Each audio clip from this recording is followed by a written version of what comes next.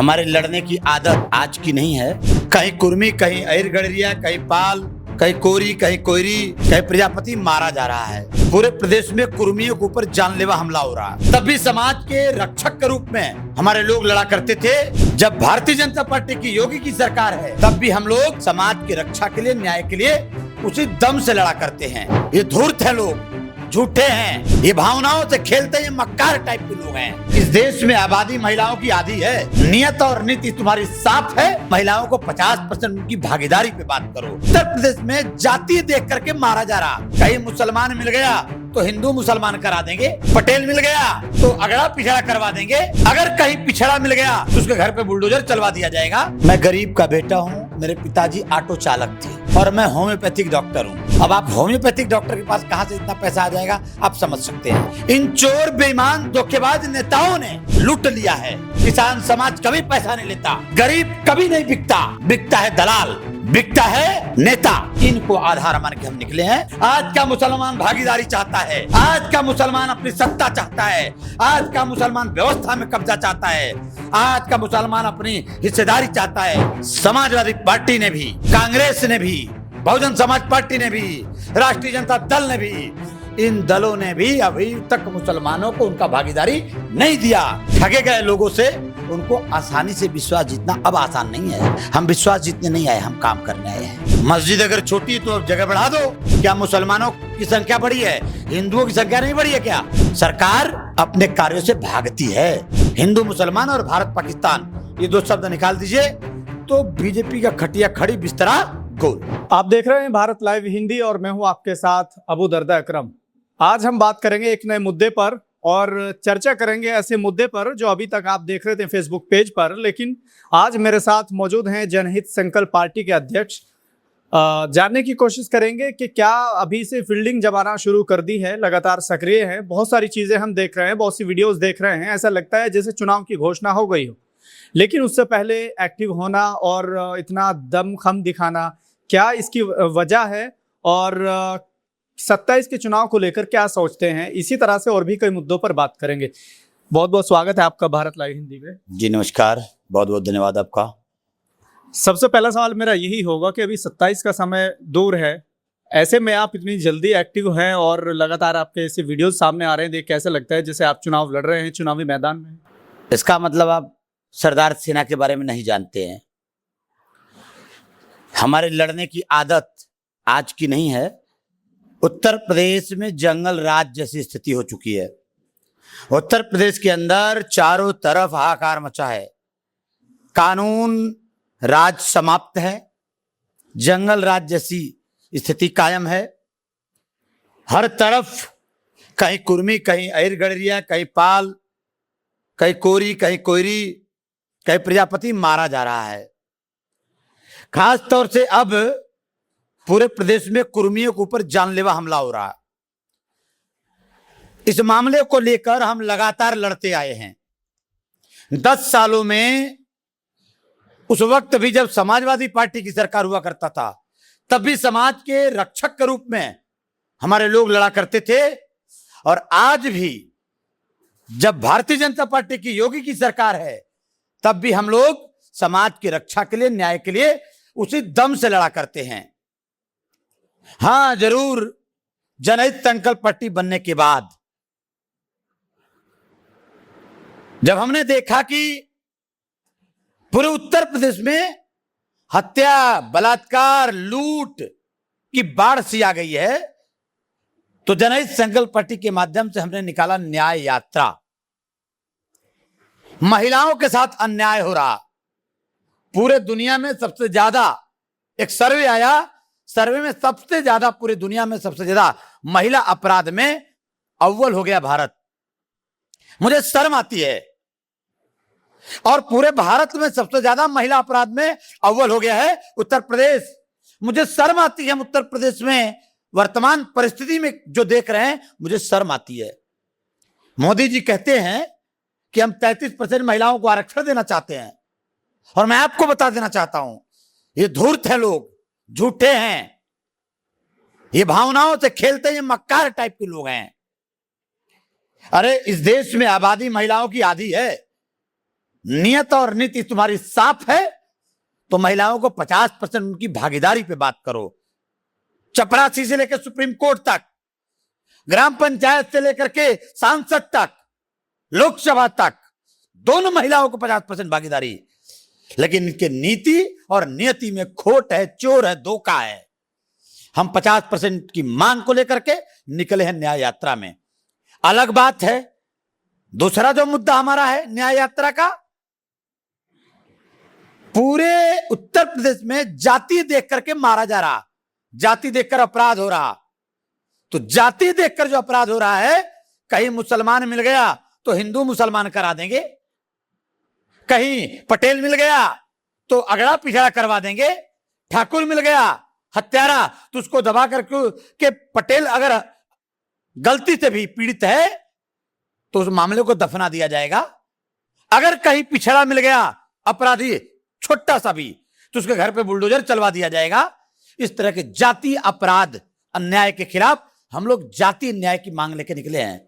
मैं आपको कहना चाहता हूं साहब, जो आपने सवाल किया है, न्याय यात्रा उत्तर प्रदेश के अंदर निकली मधुबन से, मऊ से, शहीदी धरती से, लेकिन जैसे जैसे आगे बढ़ा अब न्याय यात्रा में हजारों हजार की हुजूम आने लगी। तो उसमें जनता पीड़ित है, स्वस्फूर्त हमारे कार्यकर्ता इकट्ठा हो जाते हैं। कल मिर्जापुर के चुनार में 10,000 कार्यकर्ता सड़क पे आए। 10 किलोमीटर तक मोटरसाइकिल और ऑटो रिक्शा की लाइन टूटी ही नहीं। तो उसमें मेरा क्या दोष है? जनता पीड़ित है, जनहित संकल्प पार्टी के न्याय के साथ वो इकट्ठा हो रहा है और बदलाव लेके आएंगे। इतनी भीड़ आप कह रहे कि आती है तो फ्री में तो आती नहीं होगी, पैसा देते होंगे उनको। मैं गरीब का बेटा हूं, मेरे पिताजी ऑटो चालक थे, ऑटो चालक, और मैं होम्योपैथिक डॉक्टर हूं। अब आप होम्योपैथिक डॉक्टर के पास कहां से इतना पैसा आ जाएगा आप समझ सकते हैं। आरोप लगाने वाले तो लगाएंगे ना कि कहां से फंडिंग हो रही है, कहां से इतना पैसा आ रहा। राजनेताओं के पीछे इतनी भीड़ नहीं आती, आती है तो पैसा लेकर आती है, तो एक साधारण से व्यक्ति के पीछे इतनी भीड़ कैसे आ जाएगी? असल में एक बात आपने सच पूछ लिया या सच बोल दिया पत्रकार महोदय। इस देश को तथाकथित धोखेबाज राजनेताओं ने बर्बाद कर दिया है। इस देश के हमारे कमेरा समाज, पिछड़े समाज, दलित समाज, मुसलमान समाज, शोषित समाज को इन चोर बेईमान धोखेबाज नेताओं ने लूट लिया है। टुकड़ों पर पलने की आदत पैदा कर रहे हमारे समाज, जो हमारा कृषक समाज था उसको आज बदनाम कर रहे, बर्बाद कर रहे, और आप जैसे पत्रकार बदनाम कर रहे हैं। मैं आपको बताना चाहता हूं। कैसे बदनाम कर रहे हैं? आप ही ने बोला कि पैसा लेके लोग आते हैं। हाँ, तो आरोप लगेगा तो पूछेंगे तो आपसे ही ना, किससे पूछेंगे? बिल्कुल गलत। किसान समाज कभी पैसा नहीं लेता, गरीब कभी नहीं बिकता। बिकता है दलाल, बिकता है नेता। कल हजारों की संख्या में जो लोग आए, अपनी मोटरसाइकिल, अपनी तेल, समाज में जनहित संकल्प पार्टी युवाओं को, महिलाओं को एक नई भागीदारी की पटकथा लेके आई है। और ये 3 महापुरुष, ये 3 इधर दिखा लीजिए, ये 3 जो पहले कैबिनेट के, भारत के पहले कैबिनेट के तीनों महापुरुष, जिनके दम पर भारत के संविधान की ताकत है, इनको आधार मान के हम निकले हैं। ये कलम की ताकत, मौलाना अबुल कलाम साहब आजाद ने पहला कलम भारत को दिया, शिक्षा मंत्री, हम उनको नमन करके निकले हैं। डॉक्टर अंबेडकर साहब जो संविधान निर्माता, जो कानून जिन्होंने दिया, कानूनविद, उनके जैसा कानून निर्माता, कानूनविद कोई था ही नहीं उस समय में। सरदार पटेल साहब, उनके जैसा जिगरा फौलाद, 565 राजा राजवाड़ों को उनकी राज व्यवस्था की नसबंदी करके लोकतंत्र की व्यवस्था जिन्होंने बनाया, उनके जैसा कोई फौलादी था ही नहीं।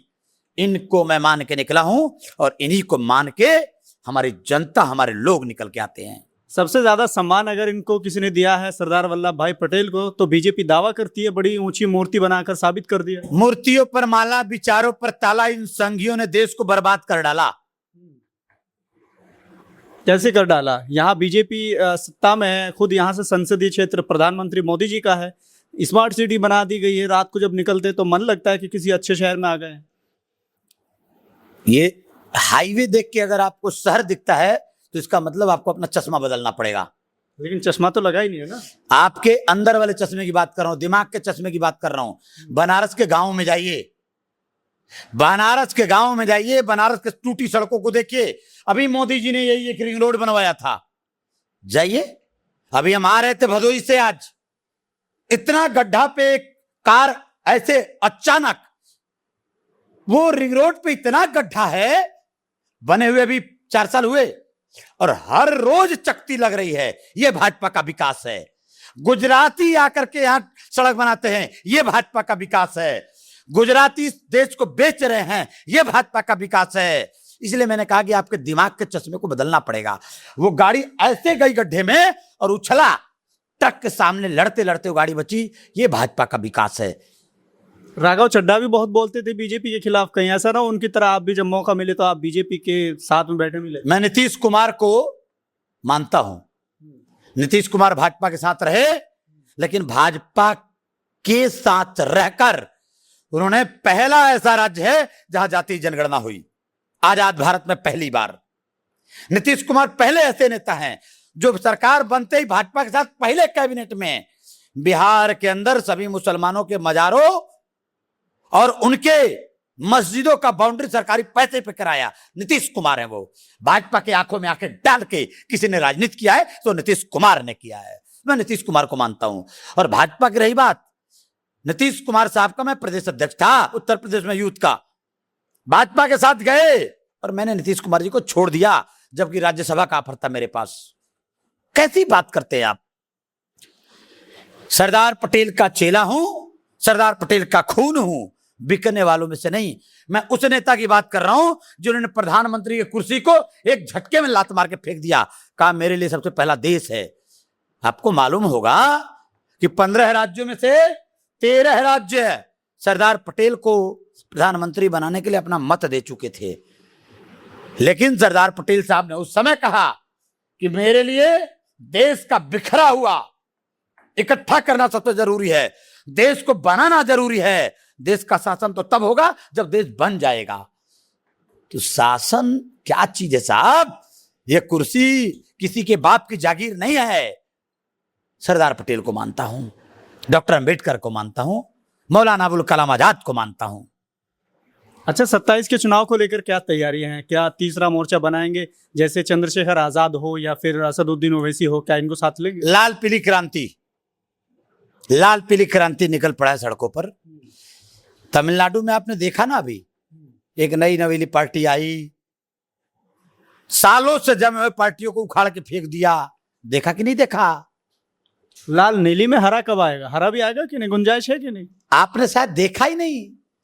आपको मेरा सरदार सेना का एटा देखना पड़ेगा। मेरा हल भारत के नक्शे के बीच में आपको हरा ही हरा दिखाई देगा। हरा यहां है, हरा इनसे भरा है। इधर देखिए, हरा इनसे भरा है। कलर पे क्यों जाते हैं साहब? लाल पीली क्रांति की बात मैंने किया है, पूरा हरा इनसे है भरा। अच्छा, मुसलमान आपके साथ क्यों आएगा? क्या आप उनके लिए खास करने वाला है? क्योंकि समाजवादी पार्टी है, इधर असदुद्दीन ओवैसी की पार्टी है, तो फिर आप क्या नया करने वाले? मुसलमानों को लोगों ने डराया है, मुसलमानों को लोगों ने धमकाया है, मुसलमानों को लोगों ने झांसा दिया है, धोखा दिया है, ठगा है। मुसलमानों को उनके धर्म के नाम पे केवल ठगा गया। और आज का मुसलमान अब अपनी व्यवस्था खोज रहा है। मैं आपको बता रहा हूं, आज का मुसलमान भागीदारी चाहता है, आज का मुसलमान अपनी सत्ता चाहता है, आज का मुसलमान व्यवस्था में कब्जा चाहता है, आज का मुसलमान अपनी हिस्सेदारी चाहता है। लेकिन समाजवादी पार्टी ने भी, कांग्रेस ने भी, बहुजन समाज पार्टी ने भी, राष्ट्रीय जनता दल ने भी, इन दलों ने भी अभी तक मुसलमानों को उनका भागीदारी नहीं दिया। हम कलम अभियान चला करके, जो हमारे मुसलमान समाज सबसे ज्यादा मैंने अशिक्षा पाया है, आज भी मुसलमान समाज मेरा शिक्षा से बहुत दूर है। इसलिए इस साहब का, आजाद भारत का पहला कलम जिन्होंने दिया, उस साहब को साक्षी मानकर मुसलमानों के बीच में हम लोग जा रहे हैं और उनको कलम अभियान चलाकर बता रहे हैं। इतना ज्यादा प्यार मिल रहा, मैं आपको बताऊं।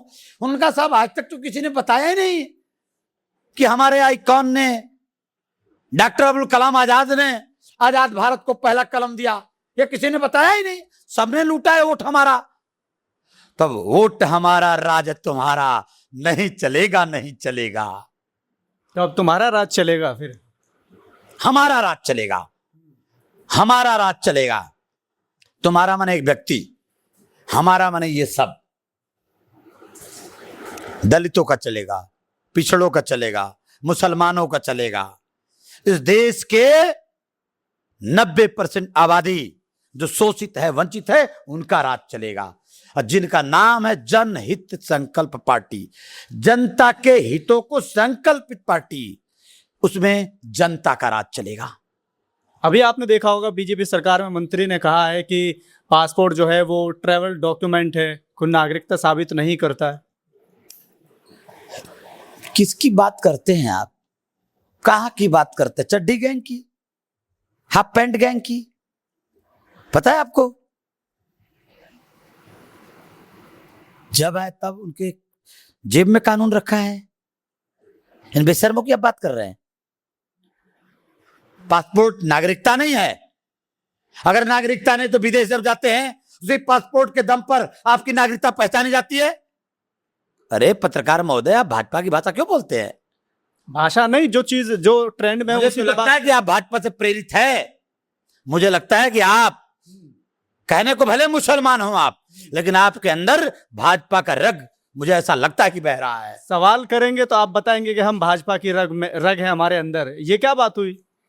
और ये चीज हम आपको कह दें? आपने सवाल नहीं किया, आपने सवाल किया ही नहीं, आपने तो भाजपा की बात बोल दी। आपसे पूछा है कि इसको लेके आप क्या सोचते हैं? हमने आपको जवाब दे दिया। यही अंतर है भाजपा के सोच के लोगों में। मैंने कहा ना, हमने पहले ही जवाब दे दिया कि ये इनके मन में जब आए, इनके कानून इनके जेब में नहीं है। उसी पासपोर्ट के दम पर विदेश में आपकी नागरिकता बताई जाती है। क्या भारत दुनिया है क्या? भारत मेरा स्वाभिमान का देश है, लेकिन विदेश में जो जाते हैं तो वही पासपोर्ट आपकी नागरिकता बताती है। अब आप उनसे सवाल कर लेना जाके, जिन्होंने कहा है मेरे दोस्त। गंगा से आपके वाराणसी से 2 वीडियो वायरल होती है, जिसमें रमजान की वीडियो है। कुछ मुस्लिम नौजवान रोजा इफ्तार पार्टी करते हैं, उन पर आरोप लगता है कि उन्होंने वहां चिकन पार्टी की है। उनको अंदर डाल दिया जाता है, लगभग 40 दिन के बाद वो बाहर आते हैं। लेकिन अभी एक वीडियो और वायरल हुआ जिसमें बीजेपी के नेता थे और उनके समर्थक थे। कुछ ही घंटे बाद उन्होंने चिकन पार्टी की और वीडियो वायरल हुआ। उसके बाद कुछ ही घंटों के बाद जमानत मिल गई। तो क्या डबल स्टैंड कहेंगे या क्या? एक बात क्लियर समझ लीजिए आप, जब तक हमारा मुस्लिम समाज इस कलम के दम पे नहीं आएगा, जब तक संविधान के दम पे नहीं आएगा, कानून के दम पे नहीं आएगा, तब तक शोषण होगा। जब तक एक्ट के दम पे नहीं आएगा तब तक समस्या है। इसीलिए जनहित संकल्प पार्टी आई है, नई रोशनी लाई है। जनहित संकल्प पार्टी गांव गांव जाकर मुसलमान समाज के, पिछड़े समाज के, दलित समाज के बीच जाकर इस कलम की ताकत बताएगी। वही कानून उनके लिए भी है और वही कानून आपके लिए भी है। एक रिट की जरूरत है केवल हाई कोर्ट में।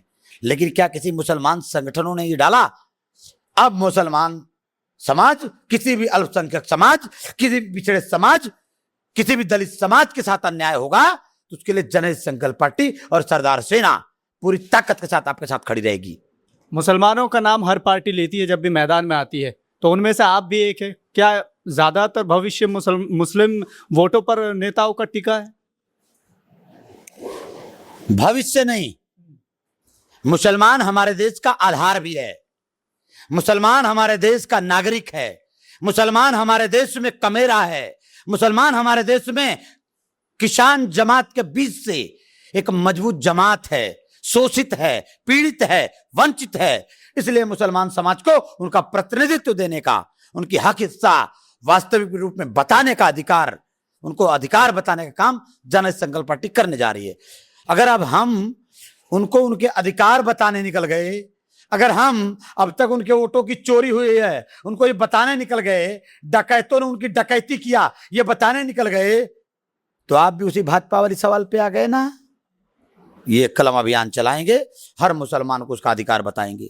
मैं तो बीजेपी के खिलाफ भी पूछ रहा हूँ और आपके खिलाफ भी पूछ रहा हूँ। आप मुसलमानों के ऊपर हुई मॉब लिंचिंग पर हमने तो आपका कोई स्टेटमेंट नहीं देखा। हाँ। मुसलमानों के ऊपर इतने बुलडोजर चलते हैं, हमने आपका कोई स्टेटमेंट नहीं देखा। क्या सिर्फ मुसलमान करने के लिए है या उनके लिए लड़ाई लड़ने के लिए भी आप कुछ रखेंगे? इसका मतलब आपको पता नहीं है। आप मेरे फेसबुक पेज पे जाइएगा, आप मेरे संघर्षों में जाइएगा, एनआरसी के दौर में जाइएगा, मेरे ऊपर धाराएं लगी उन धाराओं के बारे में जाइएगा, तब आपको इतिहास पता लगेगा। सिर्फ खुद से क्या बताऊं, खुद से क्या बताऊं। बनारस में जाके मुस्लिम समाज से बात करिएगा तो बताएगा, हमारा समाज आपको बताएगा।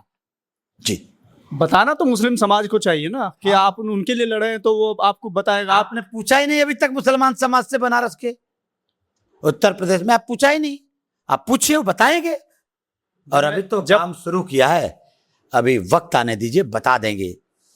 जब पूछता हूं तो कहते हैं कि हमारे लिए कोई नहीं बोलता, कोई नहीं आवाज उठाता। हाँ, वो पीड़ित है ना, अभी तक ठगा गया है ना, तो जो ठगे गए लोगों से उनको आसानी से विश्वास जीतना अब आसान नहीं है। हम विश्वास जीतने नहीं आए, हम काम करने आए हैं। अच्छा, आपके पीछे ये फ्रेम है, इसमें 3 महापुरुषों को आपने इसमें ऐड किया है। क्या आपको नहीं लगता कि भारत के यशस्वी प्रधानमंत्री के 12 साल हो गए हैं, बड़ा अच्छा सेलिब्रेशन किया उन लोगों ने कि अच्छा विकास हुआ है, जितना पहले नहीं हुआ था 70 सालों में, इतना उन्होंने अब किया है 12 साल में। तो क्या साइड में आपको नहीं लगता था कि एक जगह उनको जगह दे दी जाती, कहीं साइड में छोटा फोटो करके? किनको? माननीय प्रधानमंत्री मोदी। माननीय प्रधानमंत्री जी का विकास जानना चाहते हैं? उन्होंने 2014 में कहा था कि हमारी सरकार बना दो, हर साल 2 करोड़ युवाओं को नौकरी या रोजगार देंगे। अब तक 24 करोड़ युवाओं को नौकरी मिल जानी चाहिए थी इस देश में। और 24 करोड़ की अगर बात करें, 7-8 लोगों का परिवार मान ले, तो हर परिवार में सरकारी नौकरी, अब तक रोजगार आ जाना चाहिए था। भारत के हर परिवार को अगर सरकारी नौकरी मिल गई होती अब तक, तो भारत यहां नहीं होता आज। 25 करोड़ नौकरियां समाप्त कर दी गई। झूठ बोला कि नहीं बोला उन्होंने? उन्होंने कहा था कांग्रेस के जमाने में महंगाई डायन बन गई है, हमारी सरकार बना दो, 60 रुपए 55 रुपए लीटर वाला तेल हम 20 रुपया में देंगे। और क्या हुआ? 60 रुपया लीटर 100 रुपए पार कर गया। झूठ बोला कि नहीं बोला? उन्होंने कहा था कि हमारी सरकार बना दो, किसानों के लागत मूल्य का दुगुना देंगे। 200 रुपया यूरिया बोरी का आने वाला आज 400 पार हो गया और 50 किलो की जगह 45 किलो हो गया। उन्होंने कहा था हमारी सरकार बना दो, हम इस देश के एक्सपोर्ट इंपोर्ट की सिस्टम बढ़ा देंगे। और मुसलमानों की हालात खस्ता कर दिया मोदी जी ने। बनारस में जाके जरा और इंटरव्यू कर लीजिएगा, सारे के सारे साड़ी व्यवसायी बुनकरों की हालत इतनी बुरी है कि सुसाइड की टेंडेंसी डेवलप हो गई है। विकास नहीं, विनाश का नाम है मोदी। अभी उन्होंने बड़ी सफलता गिनाए हैं कि 12 साल में हमने किया, 370 हटा दी, बाबरी मस्जिद की जगह राम मंदिर बना दिया गया। और क्या सफलता आपको चाहिए? इतने बड़े बड़े काम उन्होंने किए, 370 हटा दी, सबसे बड़ी सफलता है। नौकरी मिल गई क्या? रोजगार मिल गया क्या? युवा जो सुसाइड कर रहे हैं उनको नौकरी मिल गई क्या? रोज जो पेपर लीक हो रहे हैं उस पर कोई कानून बन गया क्या? राम मंदिर में अभी चंपत राय पर आया है धन चंपत लेने का मामला, वही उसके महासचिव ट्रस्टी है ना, जिम्मेदारी कौन लेगा? राम मंदिर में क्या दलितों, पिछड़ों और मुसलमानों को नौकरी मिल गई क्या? एक भी ओबीसी राम मंदिर के ट्रस्ट में नहीं है। आप पूछेंगे राम मंदिर, मैं मांगूंगा रोजगार। आप बोलेंगे 370, मुझे चाहिए नौकरी। आप कहेंगे 370, मुझे चाहिए महंगाई से निजात। क्या बात कर रहे हैं आप? बीजेपी की भाषा बोल रहे हैं?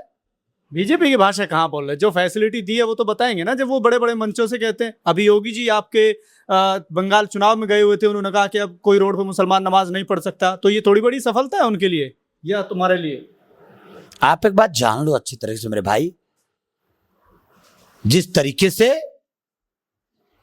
हिंदू धर्म के लोग सड़क पर कांवर लेके निकलते हैं, जब हम उनको आजादी मिल सकती है तो मुसलमान समाज के लिए भी कहीं न कहीं कोई सिस्टम इनको देना पड़ेगा। और सिर्फ इतना ही नहीं कह रहा हूं आज आपको, सड़क पे आप नमाज नहीं पढ़िए, इस बात से मैं भी एग्री करता हूं, लेकिन कहां पढ़े वो सरकार का काम है बताना। हम कहां जाएं, वो सरकार का काम है बताना। मस्जिदों है ना, मस्जिदों में पढ़े जाके, जब इतनी मस्जिदें हैं, वो तो कहते हैं। मस्जिद अगर छोटी है तो जगह बढ़ा दो। क्या मुसलमानों की संख्या बढ़ी है, हिंदुओं की संख्या नहीं बढ़ी है क्या?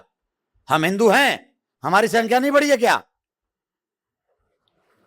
कल भी वही 4 कमरे थे और आज भी उसी 4 कमरे हैं। 10 लोग हैं तो 4 कमरे की जगह 8 कमरे चाहिए कि नहीं चाहिए? ये सरकार की जिम्मेदारी है। सरकार अपने कार्यों से भागती है। हिंदू मुसलमान और भारत पाकिस्तान, ये 2 शब्द निकाल दीजिए तो बीजेपी का खटिया खड़ी बिस्तरा गोल। चलिए, बहुत बहुत शुक्रिया बात करने के लिए।